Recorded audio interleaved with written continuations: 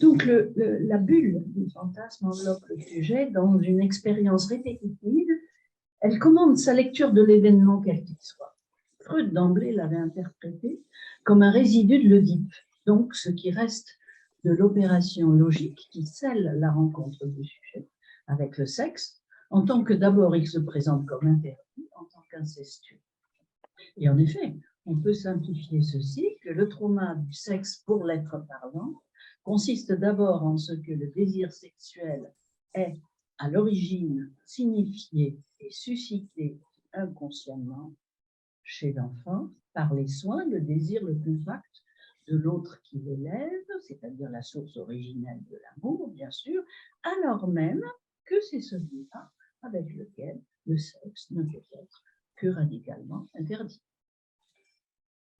Ça, c'est une complication majeure qui rend d'emblée à cette fois la structure de l'expérience complexe, voire tragique, en chicane, à la faveur de cette sorte de double injonction contradictoire, en somme, qui marque à jamais l'amour et le désir sexuel en les disjoignant l'un de l'autre de façon nécessaire et parfois, on le sait, définitive.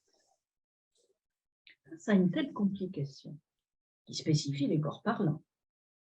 Un certain nombre d'opérations logiques se produisent, se mettent en place, dont le dit, bien sûr, la métaphore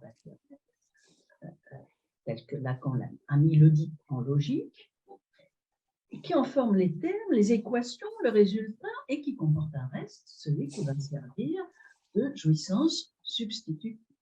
Je crois que la première a été perdue, interdite puis perdue. L'ensemble est donc fondateur du statut que prend pour chacun l'ordre symbolique, et le sujet qui s'y définit, qui est fait de langage et de ce que le langage imprime comme loi, celle de l'interdit de l'inceste. Il est intéressant d'ailleurs de constater les tentatives de relativisation qui ont été énoncées sur cette loi de l'inceste depuis un siècle, après la découverte psychanalytique. Il a été dit, par exemple, que d'une part, là il y a un écho. Ah. Tu viens de faire quelque chose. Qu'est-ce que j'ai fait justement? Ah oui. Non, il n'y a pas d'écho, il n'y a pas d'écho, là on entend pour nous, bien. Il y en a un. Pour nous, il y en a un. Voilà, c'est bon, ça y est, je recommence. Peut-être rapprocher votre ordinateur de Madame Chaboudez. Non, mais c'est bon. Là, pour nous, pour le son, pour rassurez-vous, c'est bon, on y va. Merci. Alors, il a été dit que d'une part, beaucoup de races animales donc évitent elles aussi l'inceste, comme si on a cité l'hippopotame, il y en a un certain nombre, nombreux, il est vrai, comme si cette loi n'était pas spécifique à l'homme. D'autre part, on a souligné le fait que certaines grandes civilisations n'ont pas interdit l'inceste puisqu'elles l'ont prescrit à leurs souverains, comme c'est bien connu, voire au-delà des souverains, ce contre quoi précisément on sait que Moïse et son Dieu unique s'éleva pour fonder sa religion, évidemment contre l'inceste.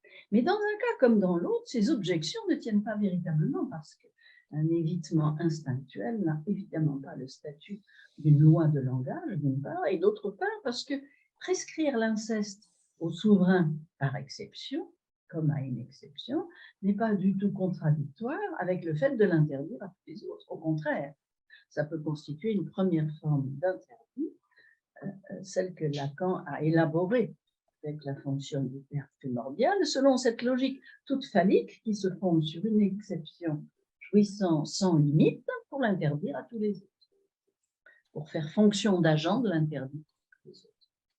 Le sujet de l'inconscient auquel nous avons affaire est donc celui, comme le sujet du langage,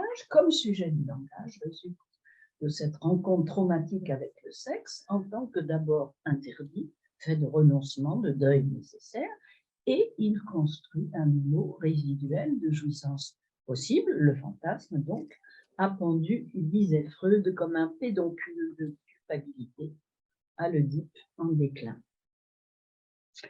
Cette fracture décisive, parfois définitive, a entre autres pour effet que l'on constate dans la vie sexuelle adulte, et donc dans notre expérience de façon extrêmement fréquente, qu'amour et sexe sont très souvent séparés, comme par une nécessité dont on n'aperçoit plus les raisons. Freud a immortalisé cette division dans le symptôme de l'homme partagé entre la maman et la putain, qui n'était pas seulement d'ailleurs un symptôme individuel, mais aussi un symptôme de civilisation. Ce symptôme est fondé sur un fantasme, bien sûr, qui anime non seulement les sujets qui y sont en proie, mais aussi la loi sexuelle du tous, telle qu'elle est aujourd'hui, vous le savez, en recul, où l'homme était assigné au tout, défini comme ce qu'il y a, et c'est la même chose sur ma première année. Comme ce qu'il y a, ce qui est. Il faut fermer les Il me manque micros. 2000 €. Il faut fermer les micros, s'il vous plaît. Madame E. Qu'est-ce qu'elle a dit? Madame E. Je vois pas qui l'a C'est C'est Madame E qui parle, qu'on entend. Alors, donc cette loi sexuelle qui est actuellement en recul, où l'homme est défini comme ce qu'il y a et à ce qui est précisément ce qui est, c'est l'objet féminin du fantasme. Cette loi que Lacan a appelée en 1967 une fiction simplet, sérieusement en voie de révision, ce qui était évidemment prémonitoire, si on peut dire, puisqu'elle a été en effet sérieusement révisée depuis. D'ailleurs, nous allons aborder cette année, avec nos journées, un certain nombre de traces de ceci qu'en effet, inconscient et politique sont étroitement liés, que le fantasme du sujet et le fantasme constitutif d'une loi peuvent très bien être le même. L'évolution actuelle des sociétés quant au rapport sexuel comporte d'ailleurs que cette partition de l'amour et du sexe n'est plus limitée à l'homme, on le sait. C'est un symptôme désormais largement partagé entre les sexes, une fois qu'a eu lieu ce qu'on pourrait appeler une extension du domaine de la jouissance phallique, pour paraphraser Houellebecq, extension du domaine de la lutte. Alors, cependant, nombre de discours actuels ne la considèrent pas comme un symptôme, cette partition de l'amour et du sexe, mais au contraire comme un progrès, comme le progrès d'avoir pu enfin séparer le sexe de l'amour,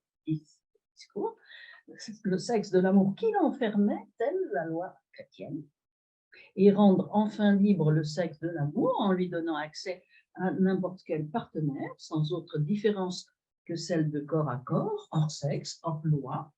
Eh bien, ces discours considèrent que là est le progrès et que seuls les psychanalystes soutiennent encore un lien de l'amour et du sexe qu'ils héritent, bien sûr, de l'Oedipe.